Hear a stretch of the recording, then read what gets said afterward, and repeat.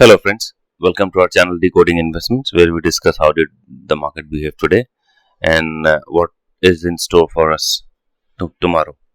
So without further ado, let's start discussing the market. Let's see how it behaved today. So yesterday we discussed that this is the hanging man and it's an inconclusive hanging man at the back of tariff news which was shared by Mr. Donald Trump yesterday, where he said that 25% tariff will be applicable on Indian goods. So this was a sentiment dampener, and everybody expected that market can crash or sink today, which did happen initially. But then we had already discussed that today being expiry, there are chances that there will be absorption coming from bottom, and which did happen. So market opened gap down and then again tried to close at the bottom of at the middle of the candle. So as per our calculation, the around 230 to 40 points down it opened, and then from there onwards around 12 o'clock market witnessed some sharp short covering to end 100 points in negative. That's around 24,770 type. So this candle which is on the screen, we can infer that probably this is, I would have loved to call it a inverted hammer, but it doesn't look like. Why? Because inverted hammer has a shorter body and not this bigger body. So we can say that this is the candle which is trying to find some base at the bottom of the channel, the range that we have already discussed yesterday. So that is it, and if we see that it has failed to close, even if it would have closed 50%, more than 50% of this candle on 29 July, I could have inferred that this is a bullish signal, but that is not the case. So now let us look at 1 hour time frame. Okay, now 1 hour time frame, yeah, beautiful. This is the range that we discussed yesterday, that market might find some support here, and that is what it happened. The market closed, open gap down, and then find some support here. After finding support, inched up. So we have seen this happening numerous times in the past, and that is what it followed suit this time as well, where we saw that Nifty came here, again bounced back to settling here. This is on a short time frame, trying to give some insight into what did happen in the market today. Let's just move to Bank Nifty now.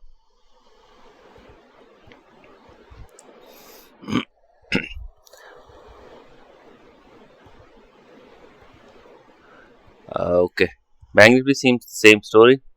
The only question is that it does have a wick, and whereas Nifty didn't had any wick, so it is just very nicely sitting in the channel, and just try to fit itself in the channel that we drew yesterday. But overall structure of the Bank Nifty relatively looks weak, because we have been seeing that Bank Nifty has been underperforming Nifty since past a week or so. So overall structure of the Bank Nifty relatively looks weak. So we can expect that there can be some consolidation here, the way the Nifty is, and it can either try and be in the range, or at best find some support at 55,500 levels. 55,500 levels. Yeah. So the outlook for Nifty and Bank Nifty is some consolidation with negative bias. That is what our take for the Nifty and Bank Nifty is. Let us look at the various data points that we track. Okay, so these are the data points pertaining to FI and DI activity, or how much call and put they sold. But these data points are apparently meaningless. Why? Because there has not been much. There's been not been much activity here, and whatsoever activity that we have here is because of settlement. So today being Nifty expiry, so anything that FI would have done, or probably any other participant would have done, is just to square off, net off their positions, and roll it over, or either roll it over for the next month. So we do not have much data formation here, but then still let us discuss. So today FI bought call to the tune of 12,900 and put 33,700, that's around 34,000. So they bought more put and less call. and they still have their put overall put OI much more than call, that is around 1.84 lakh put long versus 37,000 call short. Now HNIs, if you look at it, then they bought 9,000 calls and then they sold 66,000 puts. Overall OI 45,000 client, that is HNI, is long, and 1.34 lakh put they are long. So this is negative. Now for retail guys, they sold 2,300 calls and they bought 35,000 puts.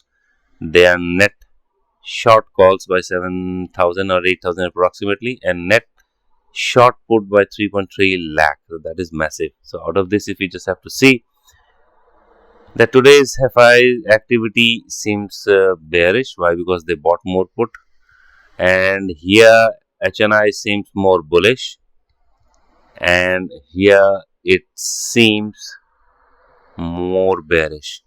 So on the day-to-day basis, FII and retail are bearish, and HNI is positive.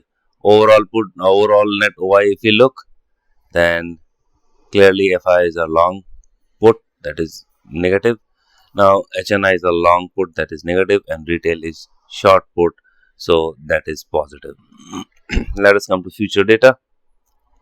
Okay, now as we expected that there was some short covering in future, we can see that this big bar is now around down by 30%, 30%. So 1.73 lakh outstanding OI, short OI has gone to 1.38 lakh. So that is the difference, around 35-40,000. Yeah, that's been covered today. But still FIs are short.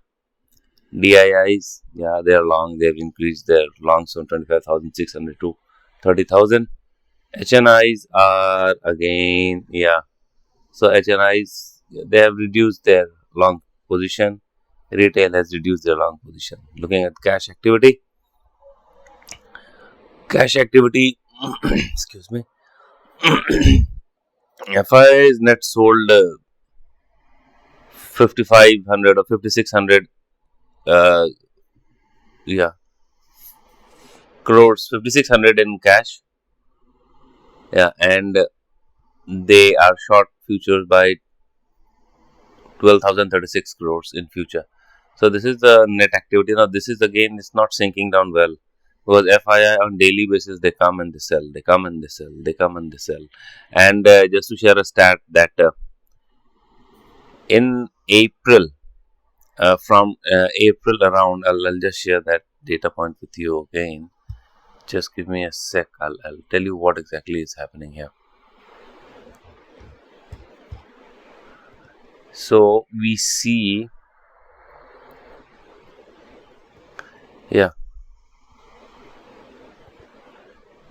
So we see that since September, October last year, there was a correction that started, and it ended in March, where we saw that March, April, May, and June, there were 4 consecutive months where FI were positive what they have bought. But if we look at this figure in July, they have already sold more than what they bought in past 4 months.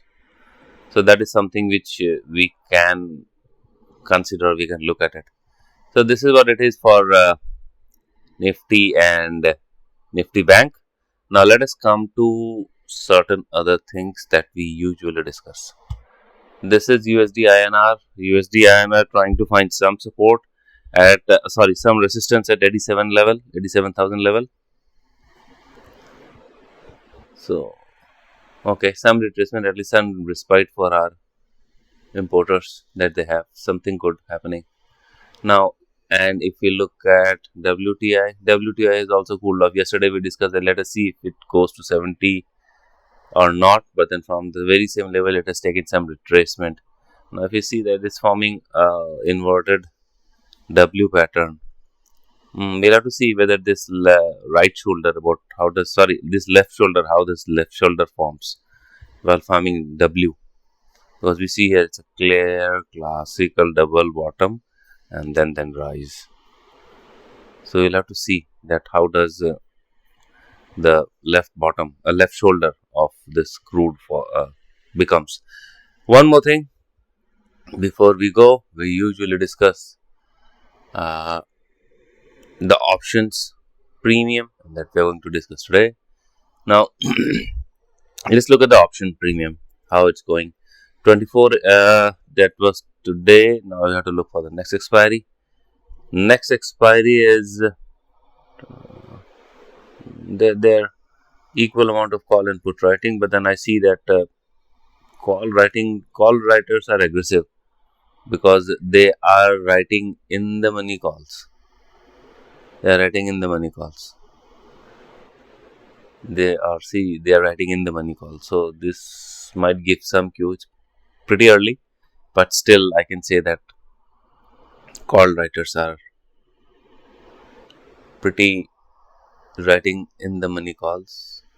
In fact, if you look, call writers are probably written across all the strike price that we see.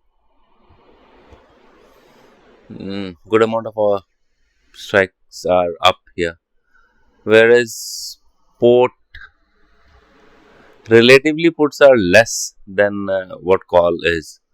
So if we see that increase in OI in put is relatively less than what is there in calls. For example, let us say 24 3 or 24 600. Yeah, let's say 24 750.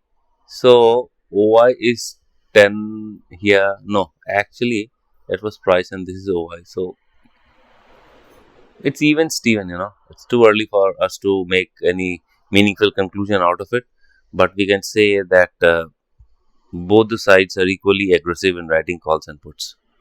Let us see how market behaves. It's too early for us to make any judgment. Now, Nifty Bank. Same story. Nothing significant here. Same story.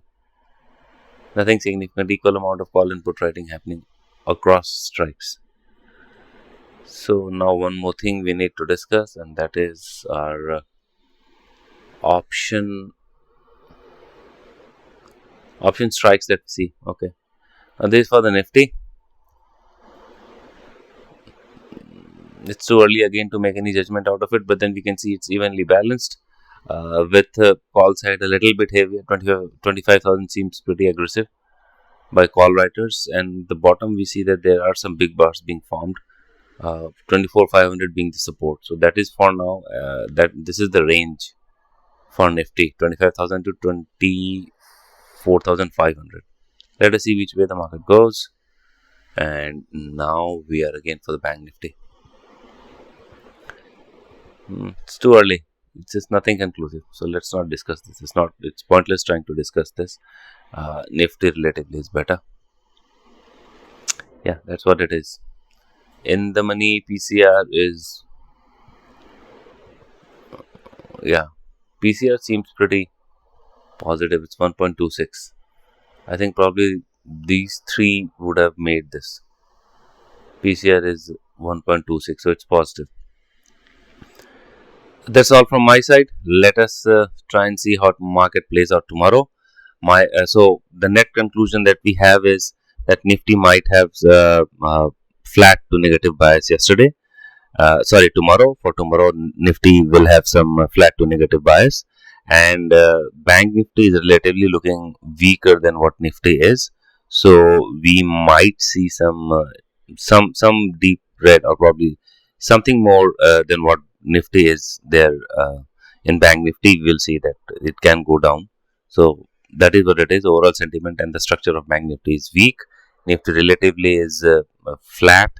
That is what we can say. And that's it from my side. See you tomorrow, and probably keep safe. Thank you. And if you like our channel, do share and subscribe. Thank you.